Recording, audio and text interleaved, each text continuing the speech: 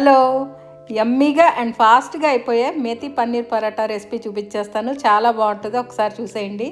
Oil వేసుకొని అందులో జీరా, సోంపు, కలోంజీ, ఇంగువ వేసుకొని అది ఫ్రై చేసుకొని, నేను మా ఇంట్లో పండిన మెంతికూర అయితే లేత మెంతాకు ఇలా సన్నగా తరిగేసుకొని వేసుకొని మెంతికూరలో వాటర్ అంతా పోయేలాగా ఫ్రై చేసుకొని సాల్ట్, పసుపు, కారం, గరం మసాలా, ధనియా పౌడర్, జీరా పౌడర్ వేసుకొని వేగిన తర్వాత ఒక 2-3 స్పూన్ శనగపిండి వేసుకున్నాను అనమాట. దాన్ని ఇలా మనం పొడి పొడిగా డ్రైగా వేపేసుకున్న తర్వాత లాస్ట్లో ఆవకాయలో గ్రేవీ ఉంటుంది కదా, అది వేసి ఇలా డ్రైగా తీసేసుకొని ఇది మనం స్టోర్ చేసి కూడా పెట్టుకోవచ్చు. ఇందులో స్ప్రింగ్ ఆనియన్స్ సన్నగా కట్ చేసుకొని, చిల్లీస్ కట్ చేసుకొని వేసుకొని పైన పన్నీర్ తురుముకున్నాం అనమాట. దాన్నంతా ఇలా మనం బాగా మిక్స్ చేసేసుకొని ఇప్పుడు మన గోధుమ పిండి ఇలా చపాతీ పిండి కలుపుకుంటాం కదా, అందులో ఇది మధ్యలో స్టఫింగ్ చేసుకొని రోల్ చేసేసుకోవాలి పరాటా లాగా.